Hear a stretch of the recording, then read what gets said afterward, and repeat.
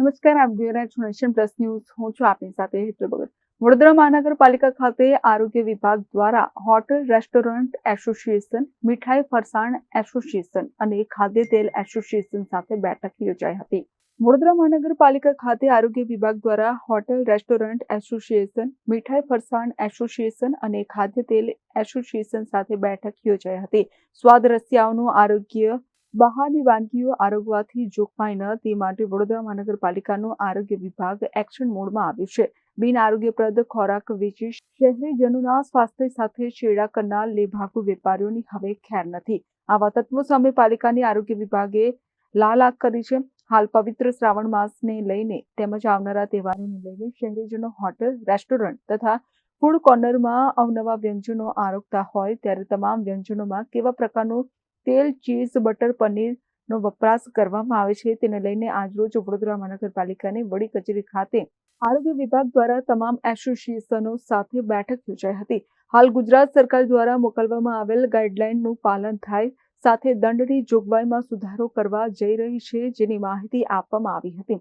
Hotel, restaurant, મીઠાઈ ફરસાણ તેમજ તેલ એસોસિએશન સભ્યોને તાકીદ કરવામાં આવી છે કે વાનગીઓમાં વપરાતું cheese, butter, paneer food safety act પ્રમાણે છે કે નહીં તથા ચીઝ પણ ચીઝ કે ફાસ્ટ સ્પ્રેડ તેમજ બટર ઓરિજિનલ બટર છે કે ફાસ્ટ સ્પ્રેડ છે તેની જાણકારી ગ્રાહકોને આપવાની રહેશે. તેવી રીતના જ ફરસાણ બનાવતા વેપારીઓને પણ તાકીદ કરવામાં આવી છે કે તેઓ ફરસાણ બનાવવામાં કયા તેલનો ઉપયોગ કરી રહ્યા છે તેની પણ જાણકારી આપવાની રહેશે. નોંધનીય બાબત એ છે કે આરોગ્ય વિભાગ દ્વારા નાગરિકોના અભિપ્રાય પણ માંગવામાં આવશે, જેથી આરોગ્ય વિભાગ સારી સેવાઓ પૂરી પાડી શકે.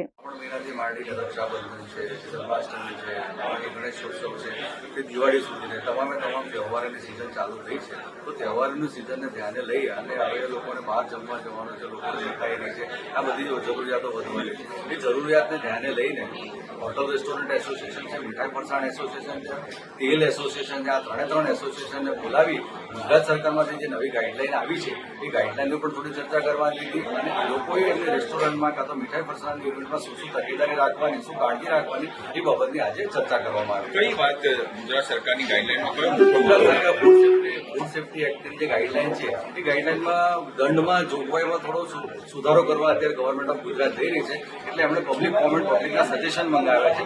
તો સજેશન કેવી રીતે આપી શકાય, કયા સજેશન એ લોકો પણ આપી શકે એ પ્રકારની ગાઈડલાઈનને આજે આયોજન. 10 લાખથી ઉપરના લોકો પાસે રજીસ્ટ્રેશનની પણ નથી એવી એક વાત ચાલી રહી છે, એટલે આપ તો સારું કામ કરો તો કેવી રીતે જોઈ રહ્યા? એટલે 12 લાખ એકચ્યુઅલી 12 લાખથી ઓછી હોય તો રજીસ્ટ્રેશન જોઈતું હોય છે, 12 લાખથી વધારે હોય તો લાયસન્સ લેવું પડતું હોય છે. એમની પણ એક વાત હતી કે હવે અમે અમારી રીતે પણ સર્વે કરાવી છે કે 12 લાખથી જેટલા ઓછા છે તો એને રજીસ્ટ્રેશનની કેટેગરીમાં અને વધારે છે એને લાયસન્સની કેટેગરીમાં.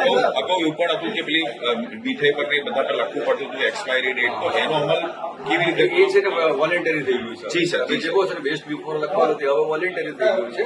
પણ બીજી વસ્તુ કે કઈ વસ્તુનો ઉપયોગ કરે છે, ધારો કે ફરસાણ બનાવે છે તો પામ ઓઇલમાં બનાવે છે કે કપાસી તેલમાં બનાવે છે, એ બી એને ડિસ્પ્લે કરવાની, એ બાબતની બી આ લોકો એમના એસોસિએશન જોડે ચર્ચા થઈ. પનીર વાપરે છે તો પનીર જ લખવું પડે, મીડિયમ ફેટનું વાપરે છે, લો ફેટનું વાપરે છે કે પનીર વાપરે છે એ બી એમને ત્યાં દર્શાવવું પડશે. બીજી વસ્તુ કે પેલું ધારો કે ચીઝ છે, ચીઝ વાપરે છે કે ફેટ સ્પ્રેડ વાપરે છે, બટર વાપરે છે કે ફેટ સ્પ્રેડ વાપરે છે એ બી દર્શાવવું પડશે. એ બાબતની બી તમામ એસોસિએશનને જાણકારી આપવામાં. કેમેરામેન નવનીત પરમાર સાથે Satyam Nivaskar, Nation Plus News Vadodara. સમાચારોનો સતત અપડેટ મેળવવા માટે અમારી નેશન પ્લસ ન્યૂઝની યુટ્યુબ ચેનલને સબસ્ક્રાઇબ કરો, બેલ આઇકન દબાવો અને જોડાયેલા રહો ફેસબુક, ઇન્સ્ટાગ્રામ અને ટ્વિટર પર.